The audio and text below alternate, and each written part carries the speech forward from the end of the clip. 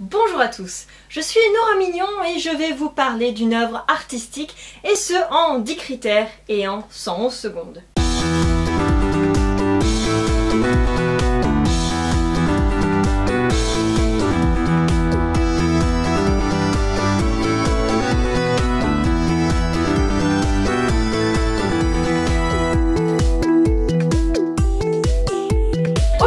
Nous allons parler du Jugement dernier de Michel-Ange, une œuvre majeure de la Renaissance, aussi grande par sa taille que par sa qualité artistique. Et elle cache de nombreux secrets que je vais vous révéler aujourd'hui.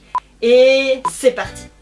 Réalisé par Michel-Ange entre 1536 et 1541, il s'agit d'une fresque, c'est-à-dire une peinture peinte sur le mur, et elle se trouve actuellement à la chapelle Sixtine à Rome. Michel-Ange, né en 1475 et mort en 1564, est un spécialiste du maniérisme.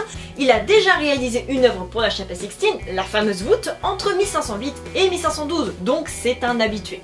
Michel-Ange a déjà galéré quand il a peint la voûte, puisque peindre au plafond c'est pas très facile, donc on pourrait penser qu'il aurait refusé cette nouvelle commande de la chapelle Sixtine, sauf qu'il est homosexuel, donc il pense expier son péché en peignant cette œuvre. Cette scène représente la fin du monde, lorsque le Christ choisit qui ira au paradis et qui ira en enfer. Et la nouveauté dans cette scène, eh bien, c'est la composition, où au lieu de mettre le paradis à la droite et l'enfer à la gauche du Christ, eh bien Michel-Ange choisit de les mettre respectivement en haut et en bas, ce qui nous paraît totalement logique, mais à l'époque c'était hyper nouveau. Dû à son homosexualité, Michel-Ange a toujours eu peur d'être damné et ça se voit dans cette œuvre, entre les élus qui s'agglutinent pour aller au paradis, donc c'est pas gagné pour eux, entre ceux qui sont violemment ramenés par les démons et ceux où c'est déjà perdu pour eux puisqu'ils vont en enfer directement, c'est pas la joie quoi. Alors Michel-Ange a bien mis le Christ au centre, hein, bien en évidence, il a d'ailleurs bien l'air méchant avec son bras levé, là il a pas l'air trop clément, et en plus il a un berbe, et ça va pas trop plaire à la papauté. Mais il n'y a pas que ça qui ne va pas plaire à la papauté, puisque Michou, eh bien il aime bien les corps nus et musculeux, symbole de la création divine, donc tout le monde était à poil, que ce soit les élus, les damnés, les saints ou même le Christ. Finalement on a mis des voiles pudiques pour couvrir tout ça. Religieux certes, mais Michel-Ange n'aime pas trop qu'on touche à son art, hein, puisque dans les démons on retrouve Savonarola, un prédicateur de Florence, et Biagio de Cesena en Minos, qui a ouvertement critiqué l'œuvre de l'artiste.